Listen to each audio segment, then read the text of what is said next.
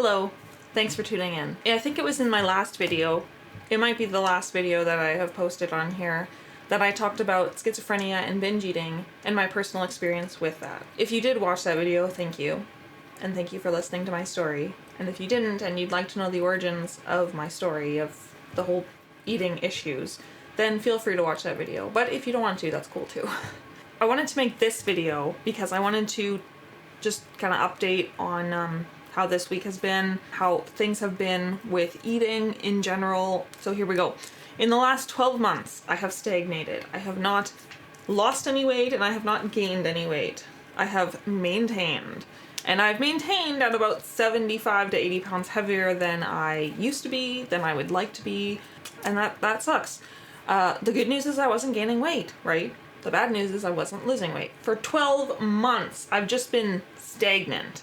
And the good news about that, the one silver lining in that, is that when I do finally lose all the weight, when I'm finally like 75, 80 pounds lighter than I am now, then I should be able to maintain the weight without a problem because I'm good at doing that. I'm good at maintaining my weight. Even with like a treat here and there, I can maintain my weight.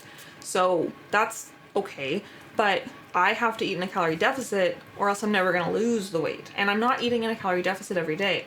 I do have a calorie limit that I set for myself in order to maintain a calorie deficit. However, 2 times this week, I overdid it. I overate by like at least 300 calories, 300 to like 500 calories, and that's not good. To me, that's really bad because that means I'm not going to lose weight this week. I weigh myself every Friday. Today is Thursday, and I'm not sure when this video will go up. Maybe today, tomorrow, I'm not sure. But anyways, today's Thursday, and I really doubt that I'm going to have lost any weight since last Friday. I might even gain a little bit, like I might just be maintaining, floating in within that 5-pound range that I've been in for like 12 months, maybe even more than that, maybe in like 18 months. I don't know. I haven't been keeping track, but it's been a while. I just want to talk about that because I want to say sometimes this happens. I don't want to say we lose control, but sometimes I know why I did it. The first time was chocolate cupcakes, and it was because I thought to myself, I haven't had chocolate cake in a while and I want that. And chocolate cupcakes are safer than buying a whole cake and eating that. So I bought chocolate cupcakes and ate them, and I should not have done that, I know. But that was my reasoning, which is obviously flawed, but there you go. My second time was today.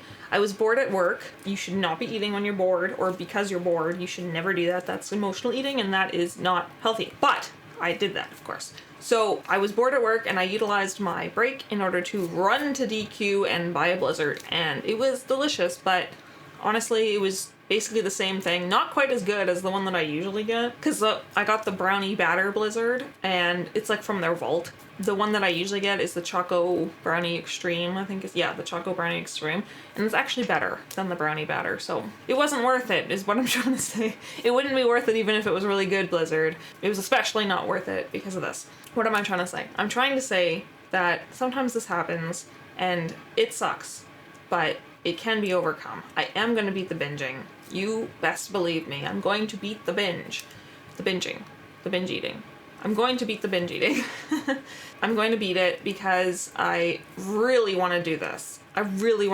And I talked to my partner, who is just so loving, so understanding, really amazing about this. And he and I came up with this idea where I make a list. I kind of keep a running list of different things, like foods that I want to try or want to eat and that I haven't eaten in a while or whatever. And we already do have these cheat meals that I get to have every couple of weeks. Every second weekend, I get to have a meal that is something that I don't normally have. I allow myself, I guess. I give myself a few extra calories in order to kind of make up for the meal so that I don't have to starve all day just to have a fast food meal. So that's what I do. I have this meal every couple of weeks, and I'm gonna keep a list of meals, but also places and foods and desserts that I am interested in having. And then every second weekend when I have these meals, I can choose from this list, and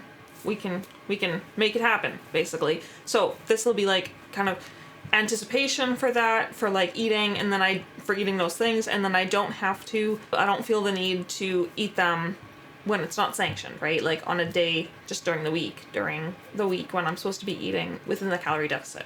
So that's the idea, that's the plan. I really like it. I think it's gonna help, and I can keep you posted on that if you're interested. If you're not, then skip those videos. Anyways, I appreciate all of you. I appreciate all 47 of you, and thank you for listening, and I'll see you next time.